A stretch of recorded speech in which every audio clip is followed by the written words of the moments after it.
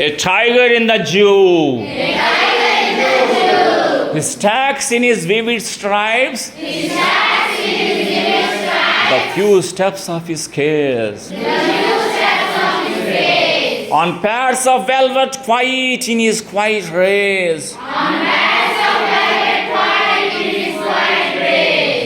ప్రకాశవంతమైన చారలతో ఆ పులి తన బోనులో కొన్ని అడుగులు మాత్రమే అటు ఇటు నడుస్తూ ఉంటుంది. దాని పాదాలు మృదువుగా ఉండడం వల్ల నడిచేటప్పుడు శబ్దం చేయదు. బయటకు ప్రశాంతంగా కనిపించినా తన స్వేచ్ఛను కోల్పోయినందుకు లోపల కోపంతో ఆవేదనతో ఉంటుంది. He should be lurking in shadow, sliding through long grass, near the water hole, where plump deer pass. పులి నిజానికి అడవిలో నీడల మధ్య దాక్కుని ఉండాలి. పొడవైన గడ్డిలో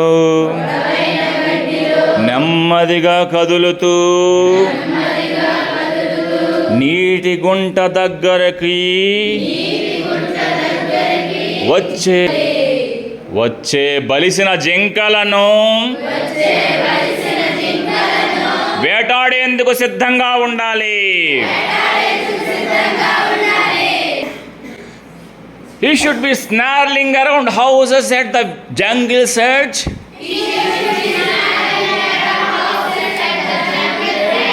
Bearing his white fangs, his claws, terrorizing the village. పులి అడవి అంచున ఉన్న గ్రామాల దగ్గర గర్జిస్తూ ఉండాలి.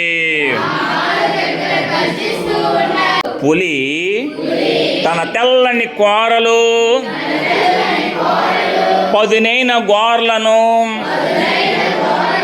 చూపిస్తూ గ్రామస్తులను భయపెట్టాలి.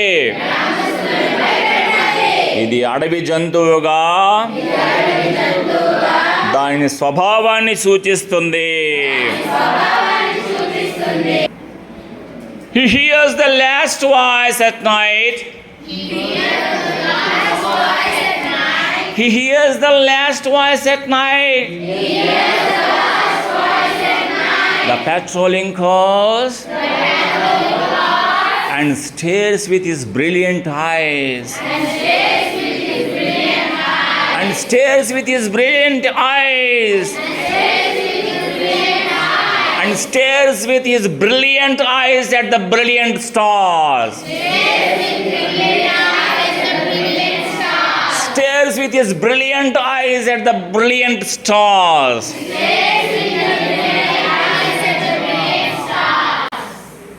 రాత్రి వేళల్లో గస్తీ సందర్శకుల గుసగుసలు, గస్తీ తిరిగే వాహనాల శబ్దాలు పులికి వినిపిస్తాయి. తన ప్రకాశవంతమైన కళ్ళతో ఆకాశంలో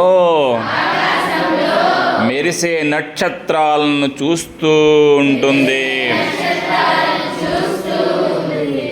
అవి దాని స్వేచ్ఛను గుర్తు చేస్తాయి. అవి దానికి స్వేచ్ఛను గుర్తు చేస్తాయి. లెస్లీ నారిస్ ఏ జంతువుకైనా ఏ జీవికైనా స్వేచ్ఛే ప్రాణము. స్వేచ్ఛా స్వాతంత్రాలు హరించినప్పుడు బాధ ఎలా ఉంటుందో ఈ పద్యం ద్వారా తెలియజేస్తున్నాడు.